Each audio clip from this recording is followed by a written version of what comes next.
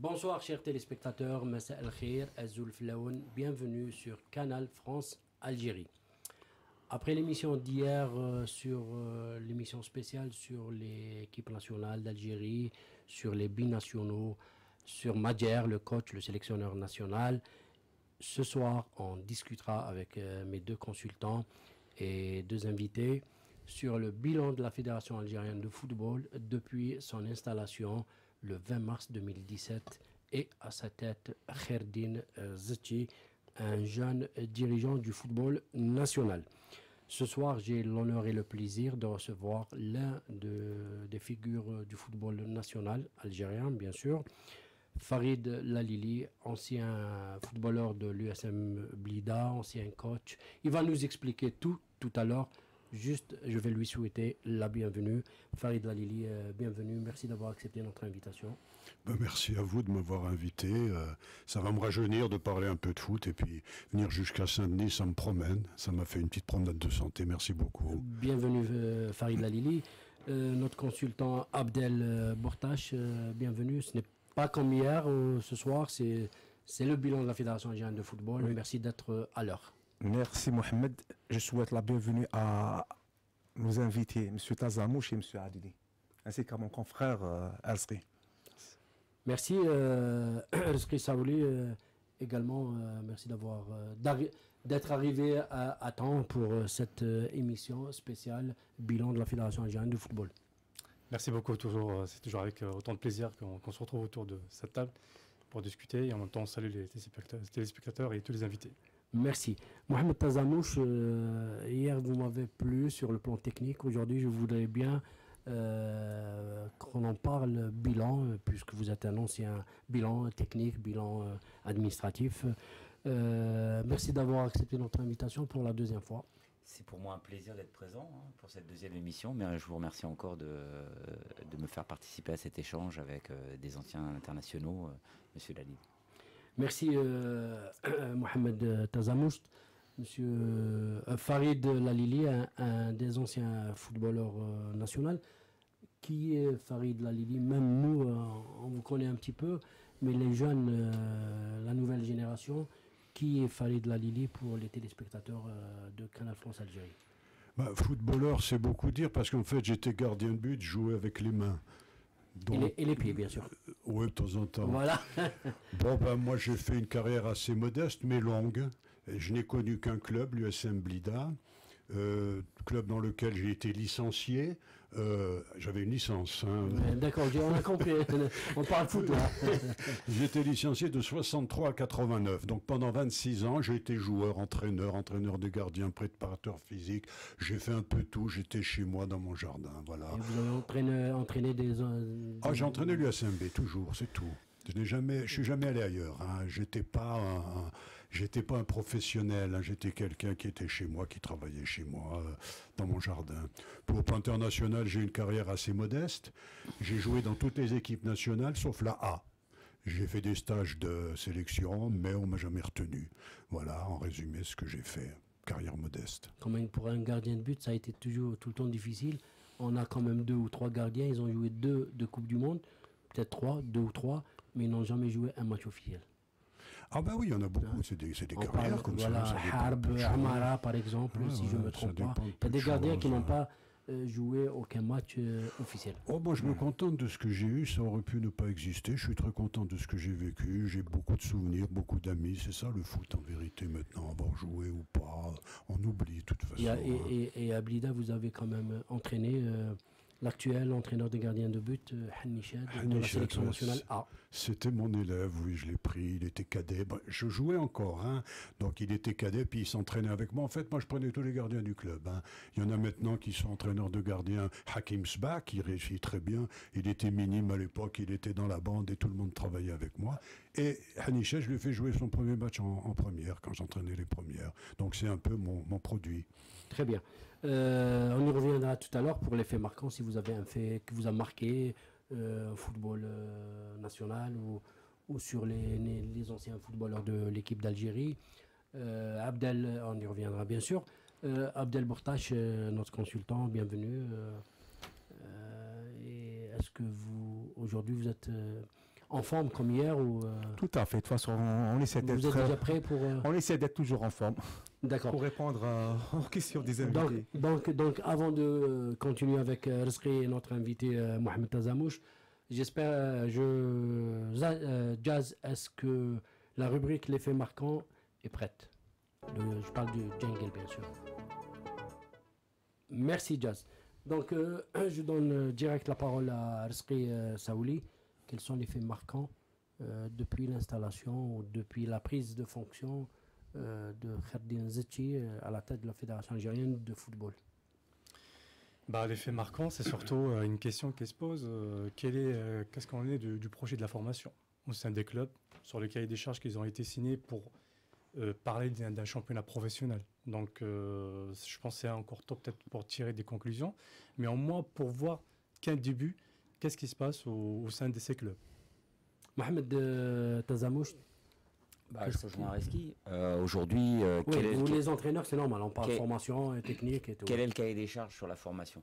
Moi, j'aimerais savoir quels sont les diplômes requis, quelles sont les formations diligentées, quels sont les recyclages. Est-ce qu'on forme bien les entraîneurs, justement, pour créer des centres de formation? Est-ce qu'on s'occupe de l'élite? Est-ce qu'on s'occupe de la masse? Voilà, c'est les questions sur lesquelles il faudra qu'on aborde sur les sujets d'aujourd'hui. D'accord, merci Farid Lalili. Tout à l'heure, on a parlé du championnat national d'Algérie. Est-ce que ça fait une année que depuis qu'on a une nouvelle fédération, c'est la 6e année en championnat professionnel en Algérie. Qu'est-ce qu'il a changé? Est-ce que vous suivez de près ou de loin le championnat national? Bon, je suis en fonction des années. Il y a des années où je suis pas mal, des années où je suis moins. Mais bon, globalement, je reste au contact. Je suis informé, surtout maintenant avec les réseaux sociaux, concernant les nouveautés qui auraient été apportées par la fédération de Zetchi. Il n'y a pas de changement. On change les hommes, mais les choses depuis toujours restent les mêmes. D'autant que, on le constate à chaque fois, on va chercher des personnes qui ont mon âge, qui sont plus âgées que moi, qui devraient passer la main. Il y a d'autres... Ces jeunes sont là. Ces jeunes sont là, qu'ils soient de l'immigration, qu'ils soient du cru. Ils ont envie de participer. Pourquoi on ne fait pas appel à eux? Pourquoi ils ne viennent pas en Algérie? Il y en a assez des gars qui ont 70, 72, 73, 74 ans, qui sont encore aux affaires. Alors on change le bureau, on change la fédération. Ce sont des amis. Hein. C'est pas Espersona c'est pas Espersona. Je dis que les nouvelles générations doivent arriver. Il faut leur laisser la place. Ils ont l'envie, ils ont la compétence. Ils ont toujours une meilleure compétence. Quand on a 30 ans, quand on a 25, 30, 40 ans, on est meilleur que celui qui a 70 ans. Tout à fait. Merci Farid Lalili. Abdel, on a parlé tout à l'heure en aparté à propos des bourdes, entre guillemets, que la fédération algérienne, par mes connaissances de réglementation, il y a eu beaucoup de bourdes. Mais surtout, je voulais juste rebondir par rapport à ce qu'il a dit M. Farid Lalilette à propos de l'âge. Nous avons vu un directeur technique national qui a malheureusement 75 ans ou 76 ans, qui n'a pas joué, qui n'a pas pris la direction technique, qui n'a pas pu terminer son mandat. On parle de M. Tikanouine. Tikanouine, Fodil Tikanouine. Oui, mais justement, il y a un problème qui s'est passé avec... Je sais que vous avez beaucoup de faits marquants. C'est surtout le problème qui s'est passé avec l'ancien joueur international Abdelkader Hor. Il y avait une longue histoire entre eux. Et c'est des fonctionnaires de la direction technique nationale. Et moi, je peux me témoigner que M. Hass, c'est un homme de très très grande qualité. Mais malheureusement, lui ont volé une étiquette de... J'ai pas envie de le citer, mais il n'y a pas que le cas Tikanouine, parce que le bilan fédéral de cette année, au niveau de la fédération, ça reste quand même chaotique.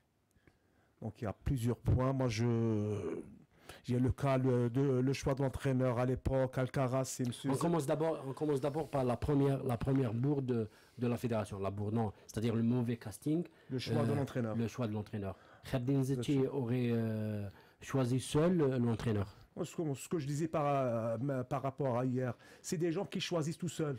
Ils ne demandent pas l'avis des autres. Ils décident tout seuls. Alors, il doit y avoir une réunion collégiale entre les techniciens, les gens des terrains pour avoir des avis, à la limite des conseils. Mais c'est des gens qui décident tout seuls. Est-ce que, merci Abdel, est-ce que c'est faisable ou est-ce que c'est logique de constituer un bureau fédéral de personnes qui ne sont pas de la même famille, entre guillemets, c'est-à-dire la famille proche, parce que quand on vous ramène en tant que président, et on vous ramène d'autres personnes qui n'ont jamais travaillé avec vous, il y a certains d'ailleurs qui se sont même bagarrés, entre guillemets, entre eux à l'époque. Est-ce que c'est normal de trouver une... Forcément, c'est pas normal. C'est pas normal. Parce que je pense que le fait de défendre un projet, on doit défendre déjà notre liste. Et je pense que le choix des personnes, des hommes ou des femmes, ça peut être le cas, je pense c'est quelque chose de très important dans un projet. Et après, on met en application nos idées et les choses qu'on a envie de mettre en application. Mais ça commence déjà par le choix des personnes. Ça, c'est quasi sûr. Un entraîneur, il désigne son staff. C'est pas le comité du club qui gère la désignation du staff d'un entraîneur. Sinon, on peut pas se mettre d'accord. Malgré que je sais que c'est la pratique, malheureusement, de recrutement au sein des clubs. Et là, on se rend compte qu'au niveau de la fédération, au sommet de la gestion du football, c'est le cas, ce qui est malheureux. Merci Rizki. Mohamed Tazamouche, limoger un entraîneur au bout de quelques matchs et on le paye avec des milliards, enfin des milliards, avec des millions de dinars ou d'euros. Pour moi, c'est inconcevable. Si on veut bien travailler, il faut laisser du temps. Comme l'a dit Rizki, le problème, c'est pour un entraîneur, c'est déjà de constituer son staff, venir avec ses hommes, et puis avoir un vrai projet, c'est-à-dire un projet fédéral et un projet sportif. Et les deux doivent s'entendre pour une réussite. Pour avoir suivi le travail de Gourcuff, c'était l'exemple même d'un entraîneur qui devait rester plusieurs années. C'est un entraîneur qui aurait dû rester sans problème 5-10 ans, puisqu'il voulait... On le regrette, Gourcuff. Il voulait véritablement avoir un œil sur les U20, sur les U21, sur les espoirs, sur les 17, et je pense que c'était vraiment l'homme de la situation. Il venait pas pour une équipe, mais pour aider la fédération à structurer la formation, l'élite et la masse, comme j'ai dit tout à l'heure. Et c'est pour ça que, pour moi, ça a été une première erreur de lui mettre des bâtons dans les roues. Après, on a fait un choix d'un entraîneur qui, malheureusement... 2 entraîneurs après. Oui, mais après Gourcuff, c'était... Après les 15. Voilà, et après, voilà. Le deuxième, l'entraîneur espagnol, je pense qu'on ne lui a pas non plus laissé le temps. C'est-à-dire que nous, on veut tout de suite, que ce soit dans le championnat algérien ou à la fédération. À partir du moment où il y a un nul, c'est déjà une défaite. Alors qu'un projet de jeu ne se joue pas sur un résultat. Ça se joue sur plusieurs matchs. Et quand je dis plusieurs matchs, c'est 2-3 saisons. Au bout de 2-3 saisons, comme une CAN ou une Coupe du Monde, une qualification peut permettre de juger. Absolument. Et à partir du moment où ils ont fait une bonne CAN, hop, le prolonger mais pas en 2 mois ou 4 mois, comme ça a été fait sur les 2 derniers. Ok, merci Mohamed.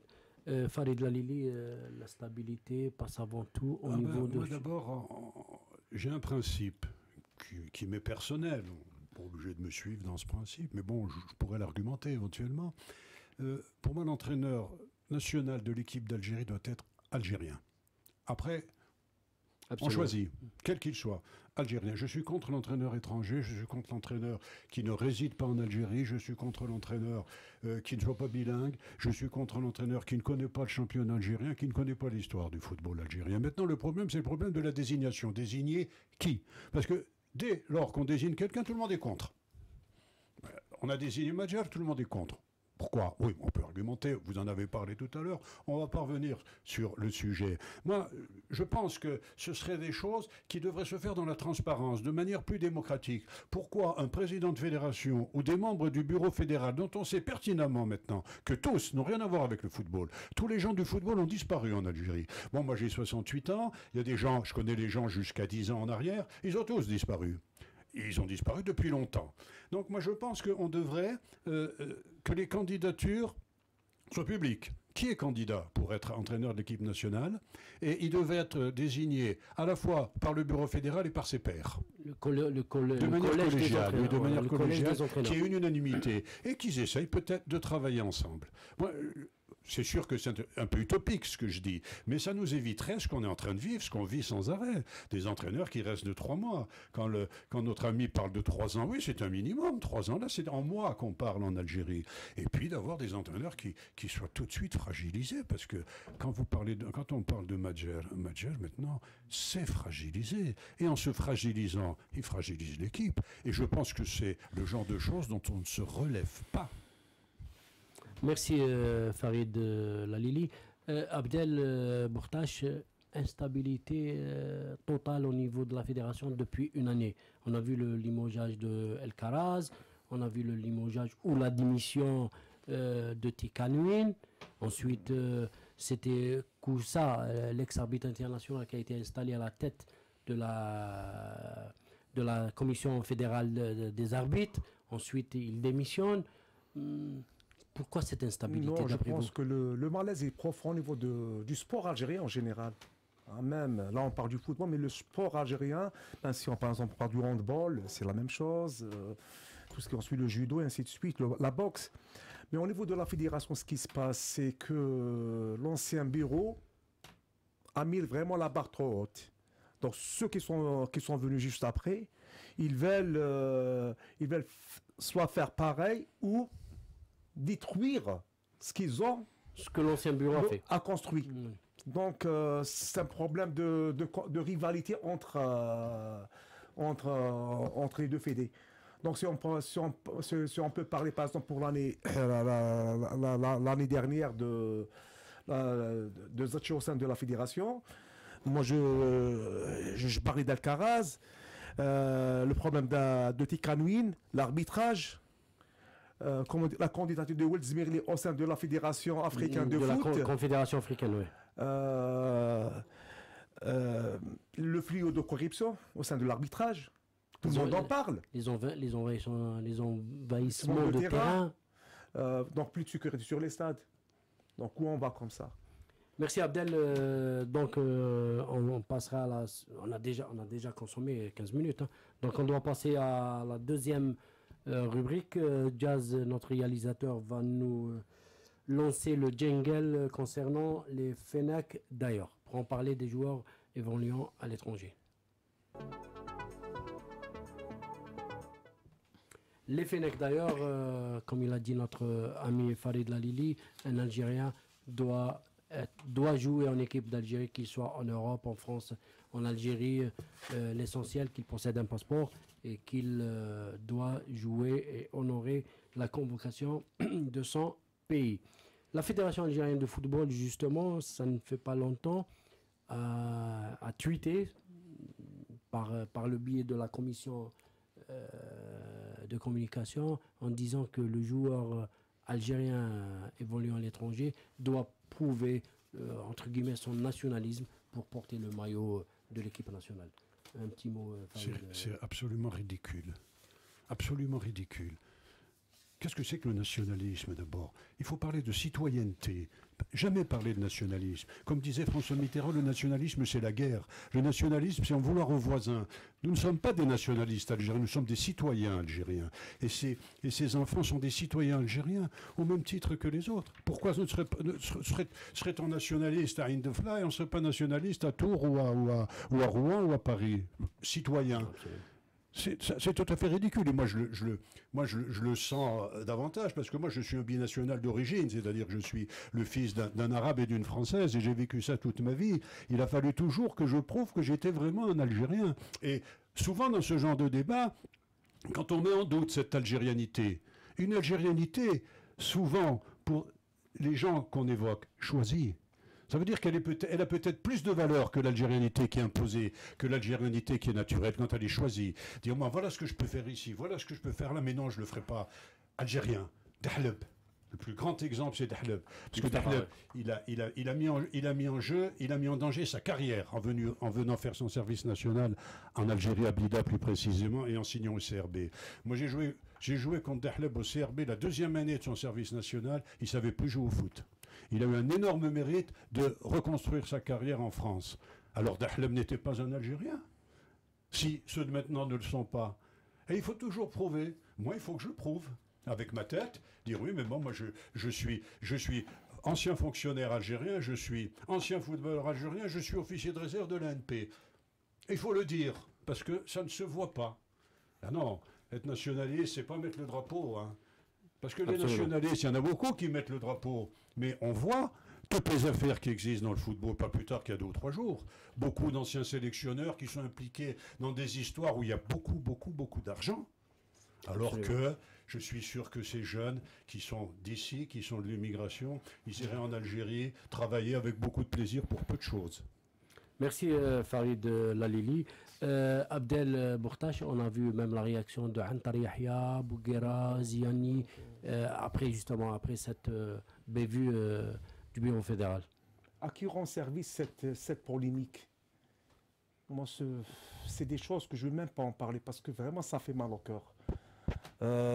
Donc je disais, moi bon, je fais mon petit chemin, mon petit bilan au sein là où j'exerce. J'ai pas mal de joueurs issus des familles algériennes. Vous savez que Mohamed, c'est des Algériens qui réclament haut et fort leur amour pour leur patrie, l'Algérie.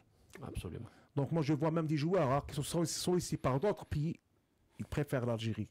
Donc arrêtons avec ce genre de comparaison. Tu te souviens, Abdel, ici, à la place de Mohamed, il y avait Mohamed Guitane. Par rapport à son fils. Par rapport à son fils. Il a un fils qui joue au Havre, il a 18 ans. Ils se sont d'ailleurs qualifiés vendredi passé parce que lui, il joue en sélection espoir française. Ils se sont qualifiés pour la prochaine Coupe d'Europe de football, U19. Son fils, il est jeune. Il était là, il a dit qu'on parlait de mon fils, qu'on croit il a choisi le Maroc. Il m'a dit, mais c'est de la folie. Mon fils, dans sa tête, il est jeune, il joue en sélection de France, il joue dans un club, il n'a même pas gagné sa place. Comment se fait-il qu'il a été contacté par le Maroc ou il a souhaité d'aller jouer au Maroc? En plus, en me disant que mon fils Alafir ne connaît que l'Algérie. C'est ce qu'il a dit sur le Tout à fait, j'étais présent. Ouais. C'est-à-dire, il voulait un petit peu dire arrêtez de polémiquer et de casser, entre guillemets, nos jeunes footballeurs ici, issus de l'immigration. Mohamed Tamazout, ouais. Je voulais revenir, puisque j'avais justement noté, on va reprendre en clair la définition du bureau fédéral. La décision du bureau fédéral. 2 critères sont pris en considération pour convoquer un joueur algérien établi à l'étranger. Donc déjà, on marque une différence dans l'une des sélections nationales. Son engagement inconditionnel en faveur de l'Algérie. Voilà, déjà, c'est ce que M. Lalili a dit. Ça ne veut rien dire. En soi, veut rien dire. On lui fait signer un papier, il va le signer, je m'engage inconditionnellement pour l'Algérie. Voilà. Ça n'a absolument aucun sens. Exactement. Et la deuxième, c'est sa supériorité technique par rapport aux joueurs exerçant en Algérie. Qu'est-ce que veut dire encore cette phrase? Je laisse le soin aux anciens de pouvoir répondre. Technique. Voilà. Il y a des équipes, il y a des meilleures équipes que d'autres. Il y a des équipes qui vont battre une autre équipe au cours d'un match. Mais c'est tout. Supériorité technique, on n'est pas en athlétisme, il n'y a pas de chrono, on peut pas mesurer la valeur technique d'un joueur. Et qu'est-ce que c'est que la valeur technique d'un joueur? On évoquait tout à l'heure le magazine Vestiaire que vous aviez et qui comment dirais-je, l'ambiance dans les vestiaires et tout. Non, le vestiaire, c'est un journal qui publie des interviews d'entraîneurs. Et il y a un entraîneur qui disait le plus élémentaire, le plus important des gestes techniques, c'est la passe. Parce qu'en une passe, vous éliminez 4 adversaires. En un dribble, parfois, vous n'éliminez personne. Et je terminerai là-dessus. Je ne sais pas si vous serez d'accord avec moi, mais ce qui a longtemps fait la supériorité et la régularité dans la supériorité du football allemand, c'est la qualité et la vitesse de la passe. On dirait que ces Allemands, quand ils se font des passes, ils ont un canon dans la chaussure. Si on devait mesurer la vitesse du ballon quand un Allemand fait une passe à son coéquipier, je suis sûr qu'elle serait nettement supérieure au niveau et à la vitesse des passes que se font les autres footballeurs dans les autres équipes. Et le ballon va vite. Il est bien transmis, il est transmis de manière précise, c'est ça la technique. Alors maintenant, comment l'évoluer, comme vous le disiez, meilleur techniquement qu'un joueur local. Qu'un joueur local, C'est- ça veut strictement c'est- rien c'est- dire. Donc les gens qui ont écrit ça, si ce sont des gens du bureau fédéral, ce sont tout simplement des imbéciles. Je pense qu'il a tout à fait raison, c'est une faute professionnelle, puisque dans l'émission d'hier, on reprenait justement les binationaux. Et là, c'est créé encore une fois par le bureau fédéral, donc par notre plus haute instance, la différence entre deux joueurs. Et après, au-delà de l'engagement inconditionnel, on y mettra des parenthèses, puisqu'on ne sait pas vraiment ce que ça veut dire, et la supériorité technique, où là également, on n'a pas derrière assez de finesse pour évaluer la supériorité technique. Est-ce que c'est faire sans jongle? Est-ce que c'est de faire des passes? Est-ce que c'est de faire des tirs? C'est pas défini. Et ça met en porte-à-faux le football algérien. Et justement, je vais rebondir sur cette question concernant la différence, les gens qui veulent faire la différence entre les binationaux, entre nos enfants d'ici, On parle de nos enfants. en France ou en Europe ou ailleurs, et les enfants qui jouent en Algérie. C'était justement la mauvaise com de Rabat Madjer, qui était consultant sur une des chaînes de télévision. C'est lui qui a à chaque fois, il a déjà évoqué ce problème-là entre l'Algérien d'ici et l'Algérien de l'autre, d'Algérie, en disant, oui, il faut. D'ailleurs, il est venu avec ce projet sportif actuellement. Il veut créer une autre équipe composée que de joueurs locaux. Mais après, au bout d'une année, au bout de 3-4 mois, il a vu qu'il n'a pas d'équipe sur place et que la Coupe d'Afrique des Nations est dans 2-3 mois, voire 6 mois, d'ici janvier prochain. Rabat Madjer, Ali Benchir, l'ancien footballeur, qui disait aussi ne me dites pas qu'on doit laisser nos enfants, nos enfants doivent intégrer la sélection nationale. Ok, quand on dit nos enfants, lui il parle des joueurs algériens, des joueurs qui jouent au championnat local.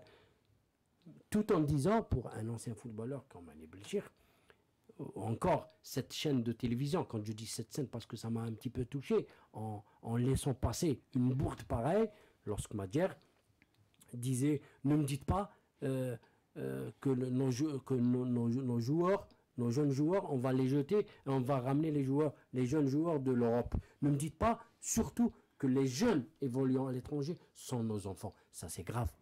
Moi, mon fils qui est né ici, ou ma fille, demain, elle entendra ce genre de comportement, elle n'acceptera jamais.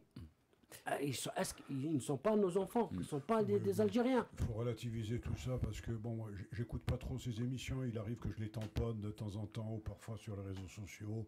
Il y a une vidéo qui passe. Oui, on les a vus sur les réseaux sociaux. Il faut relativiser tout ça parce qu'ils disent trop de bêtises, ils disent que des bêtises. Alors une bêtise de plus, une bêtise de moins. Je pense qu'il ne faut pas trop accorder d'importance à ce qu'ils disent parce qu'ils disent n'importe quoi. Ils disent n'importe quoi. Ils mesurent pas la portée de leur parole. Absolument. Ils mesurent pas la portée de ce qu'ils disent. Ça fait beaucoup de mal, c'est vrai. Bon, maintenant, vous parliez tout à l'heure de peut-être les censurer, ce serait dommage, mais à la limite, c'est ce qu'il faudrait faire.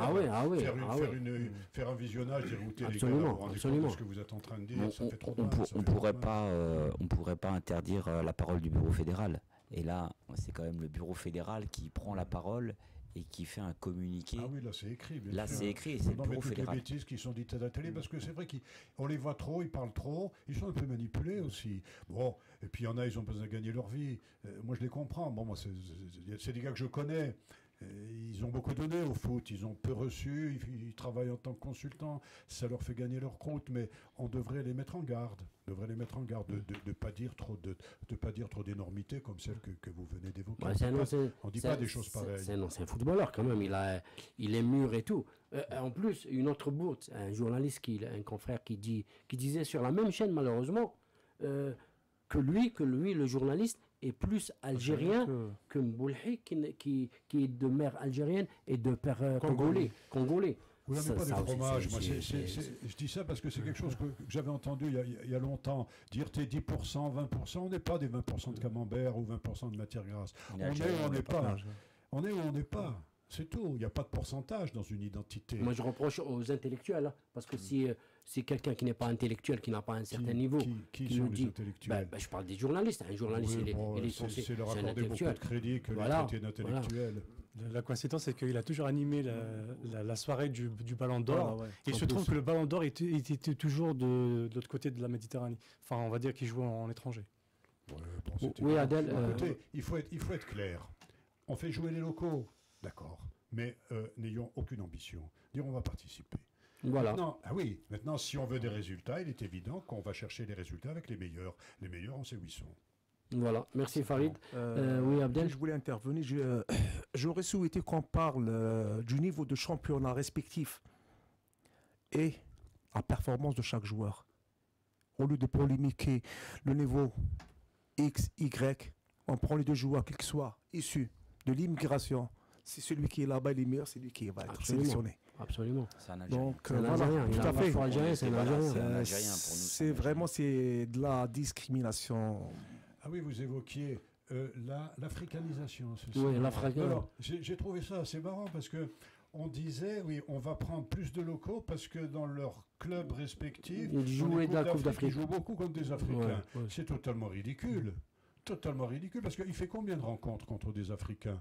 À supposer qu'ils soient qualifiés, ça fait combien? Deux 400 ou matchs, 200 matchs. trois, deux, pas plus. Les hein. non-nationaux, quand ils jouent des matchs de championnat de France, il y a combien d'Africains dans l'équipe d'en face? Il y en a toujours la moitié. C'est pas plus. Ouais, Oui, Ça, c'est oui, pas oui. plus. Donc, si on devait partir de ce principe, on prend les joueurs d'immigration qui rencontrent des Africains tous les dimanches dans le championnat, Et tous les mercredis. qu'ils soient espagnols, qu'ils soient anglais ou qu'ils soient français. C'est vrai. Vous voyez Rennes maintenant, je sais plus, ça m'avait frappé, Lorient ou Bordeaux. Rennes. Hein, Bordeaux. il y a 6 ou 7 Africains. Ah, Donc, bien. ils les rencontrent en France, les Africains. Pourquoi aller les chercher en Afrique? Ah ben oui. Ils sont là. L'équipe de France, c'est Effectivement. déjà, il y a 7 ou 8 Africains. Ben, alors. Non, C'est mais vrai. c'est incroyable, C'est vrai, c'est regrettable comme sujet, mais malheureusement, il a pris vraiment beaucoup de sérieux.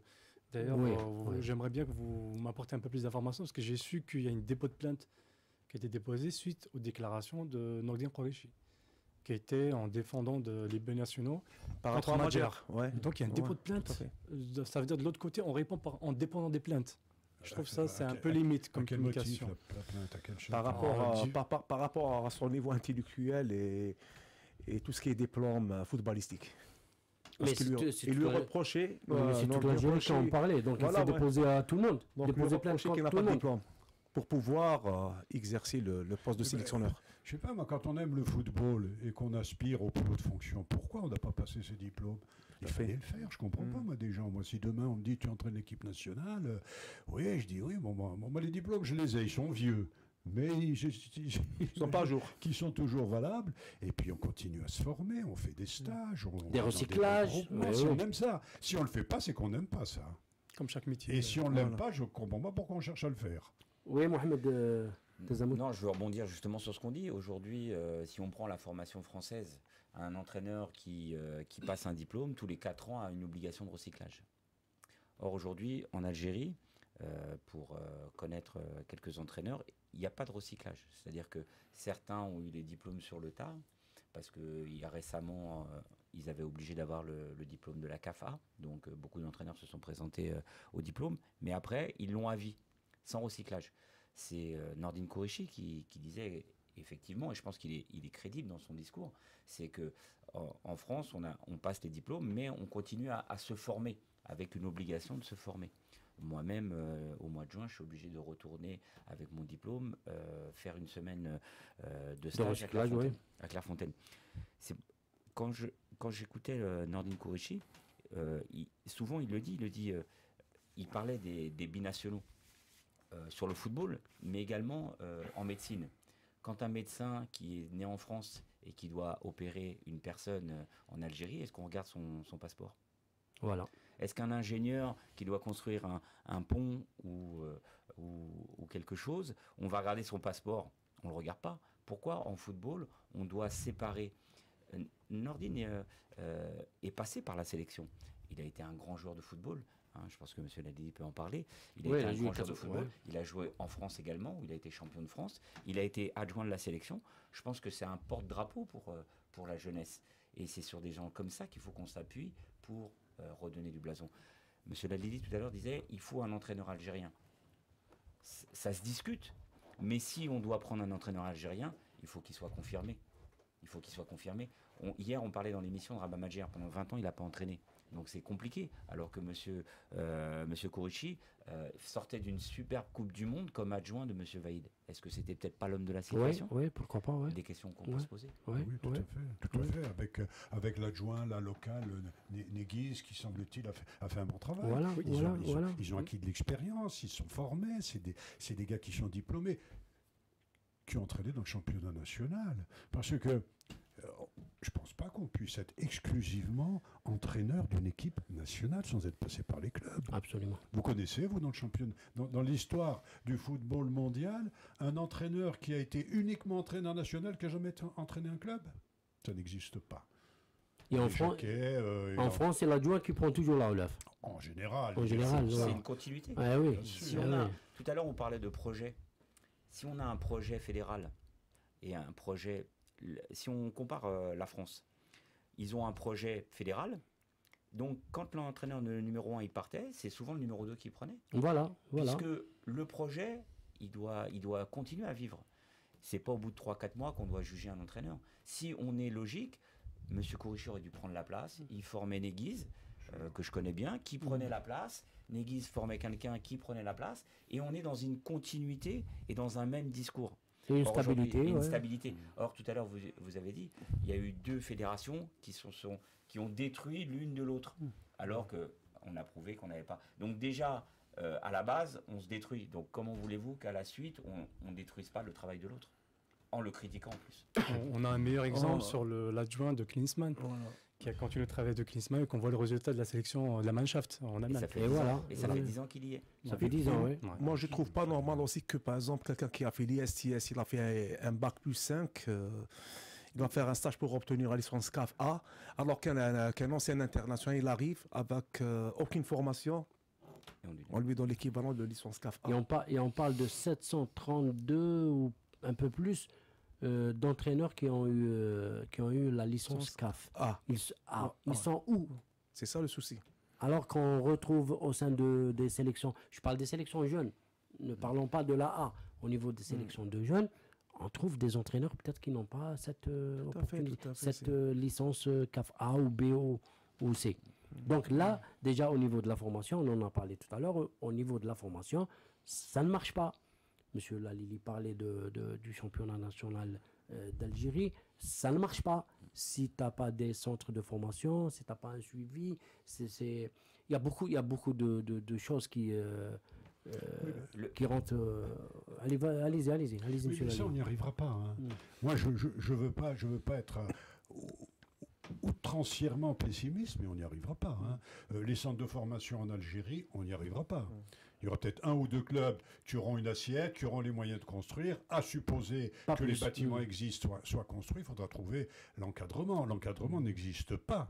Moi, je vais vous dire pourquoi il est très difficile de former des entraîneurs en Algérie et d'avoir des entraîneurs compétents. Pour une raison très simple, c'est la raison linguistique.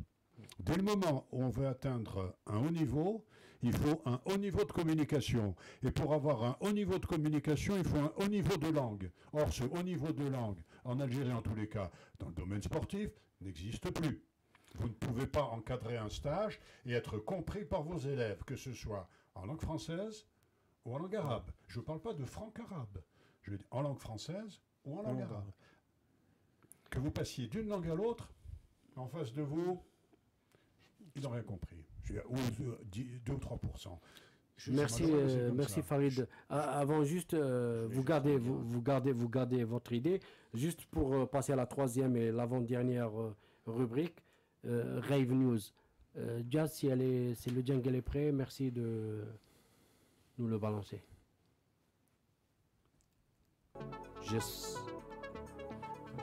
Voilà, Rave News. Merci Jazz. Il nous reste juste une petite trentaine de minutes. À vous, Mohamed. Non, je voulais rebondir. On a un président Zekri qui aujourd'hui était au président du Paradou, qui a créé un centre de formation Guillou, qui qui entraînait même les gamins à jouer pieds nus. Voilà. Il a l'exemple de qu'est-ce qu'une formation. Aujourd'hui, on voit, j'ai plus en tête le joueur de Paradou qui a joué en équipe nationale contre... Ben Sbaini. Voilà, Ben Sbaini. qui a joué... et puis il y en a un deuxième. Qui joue En Belgique. En Belgique. Voilà. Malins, Donc, je pense. Attal. Attal. Voilà. Donc Jeune c'est Attal. quand même... Il des joue à joueurs- Courtrai maintenant. Voilà. Courtrai. C'est des joueurs enfin, le travail qu'a fait Zekri à Paradou est exceptionnel. Pourquoi pas Zetchi, tu ouais. voulais dire. Zetchi. Le travail qu'il a créé au Paradou, c'est exceptionnel. Pourquoi aujourd'hui qu'il est président de la fédération, ne peut-il pas le transmettre dans tous les clubs, une obligation dans tous les clubs?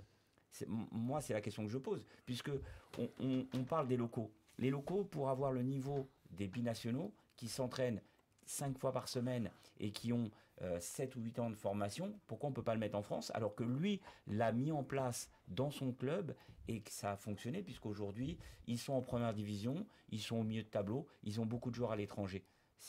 Il faut avoir cette vraie réflexion, je pense. Oui, Mohamed, c'est vrai, mais au niveau de la fédération, il faut avoir... lui, il voulait peut-être imposer ce projet sportif au niveau de la fédération, mais il n'arrivera jamais s'il n'a pas d'appui. Il n'a pas été suivi. Eh oui, voilà. On ne peut pas gérer une petite académie comme on gère une fédération algérienne de foot. C'est pas pareil. Hein. C'est deux mondes différents. Il faut aussi peut-être savoir ce que ça a coûté. Parce que généraliser la chose, il faudrait que tous les clubs qui seraient susceptibles de suivre l'exemple du Paradou aient les moyens qu'avait le Paradou. Or, c'est loin d'être le cas.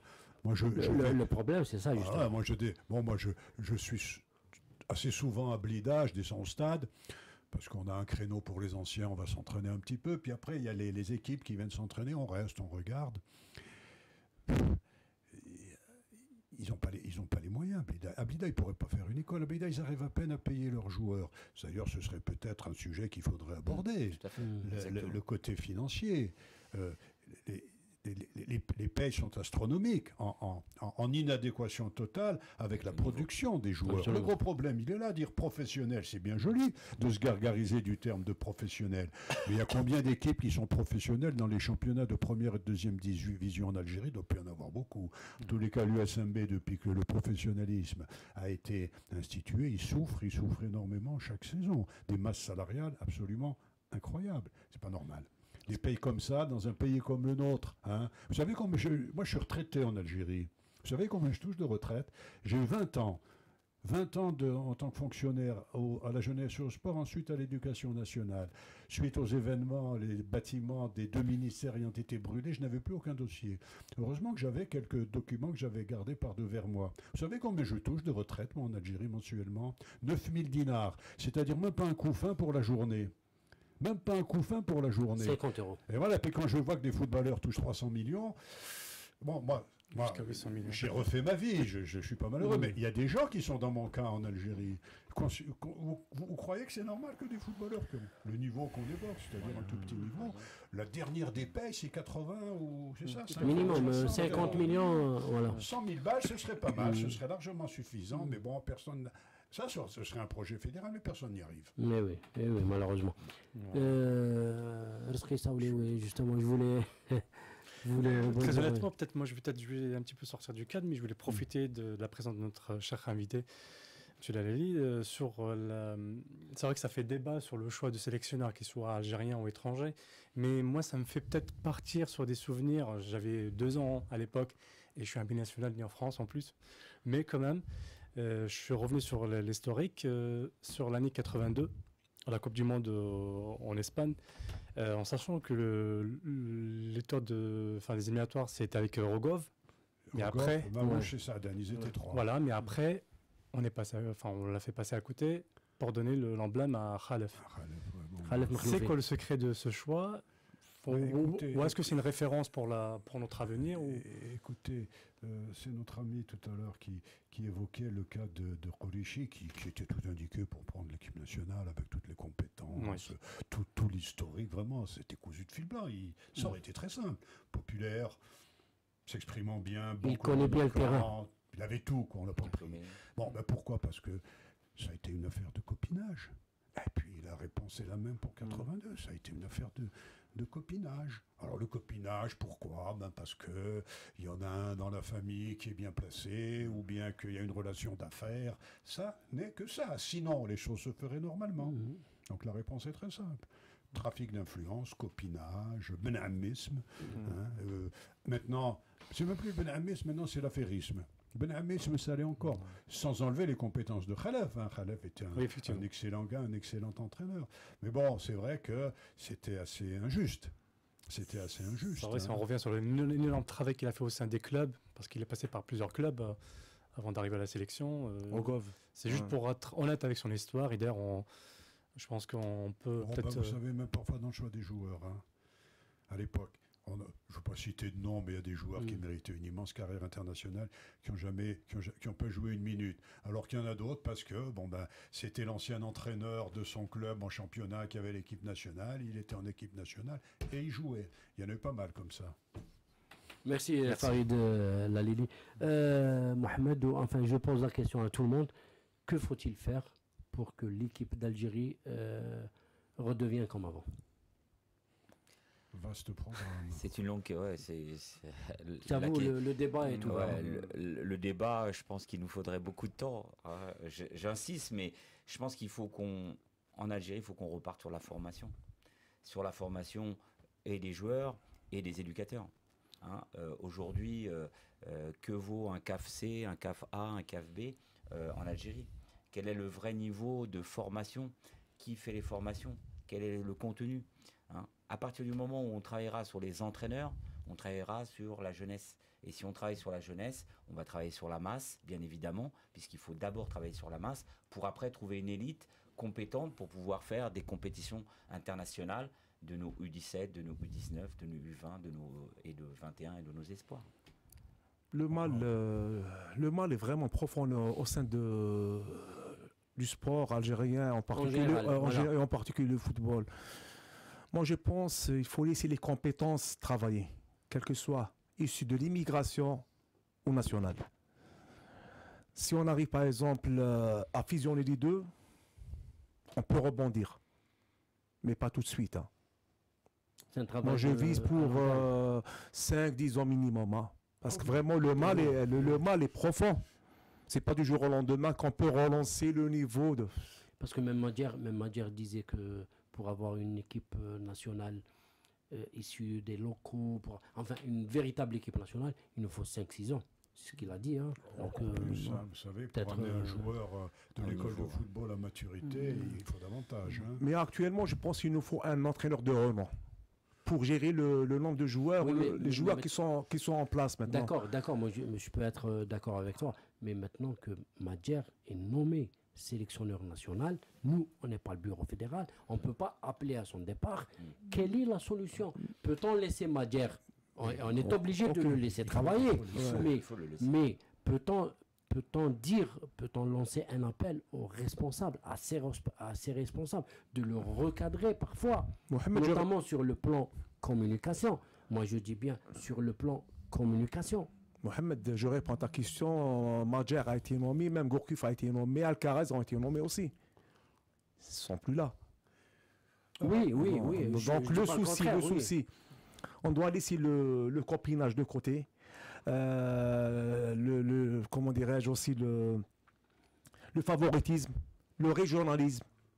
Il faut voir l'intérêt du pays. Oui, mais ça c'est utopique. Ça fait des années que ça dure et ça ne changera jamais. Maintenant, pour en revenir au devenir de l'équipe nationale, il faut maintenir l'entraîneur national en place. Il faut que tout le monde assume. Il est maintenu, on peut que pas le bureau fédéral assume son choix et que Madjer assume ses choix. Et avec les choix qu'il a fait, il doit nous montrer qu'il avait raison et réussir. C'est ça le contrat. Parce il ne faut pas dire, moi je vais venir, je vais casser la baraque, je vais tout changer, et puis après 2 contre-performances, dire non, je m'arrête. Non, tu continues mon vieux. Il faut assumer. Parce que on va faire quoi? Alors, Madjer démissionne, il ne faut pas qu'il démissionne. Il a demandé à corps et à cri l'équipe nationale. Il l'a. Raïlik, Yassine Mohamed. Umbeha. Mais lui disait, c'est Farid, lui disait, j'ai joué, j'ai gagné 4 matchs, mais je ne comprends pas l'attitude du public. Oui, alors là, il a raison. C'est depuis les printemps arabes, Arhal dégage, c'est devenu à la mode. Regardez Raourawa, dégage, Raoum Yubkiou Alié. Il y a des slogans où on demande le retour de Raourawa. Laissez les gens en place, arrêtez ces histoires. Mais est-ce que vous pensez, monsieur Lalili, est-ce que vous pensez, c'est-à-dire cette campagne du public ou d'un certain public, est-ce que c'est par rapport aux réseaux sociaux, moi je dis les réseaux sociaux, est-ce que aussi, parce que la presse ne joue pas son rôle. Parce que, attention, moi j'ai suivi, on a suivi par exemple les différentes campagnes concernant l'organisation de la CAN 2019, de 2019, oui, ou 2017. Moi on était là en France, et du côté de la Méditerranée chez nous, on disait on ne peut pas, par exemple, moi j'ai suivi une chaîne de télévision, un animateur qui disait comment voulez-vous qu'aujourd'hui la CAF nous donne l'organisation alors qu'on vient de tuer un joueur, alors qu'on vient d'agresser un arbitre. Là, écoutez, vous avez vu par exemple, pardon, je termine, vous avez suivi le feuilleton Platini.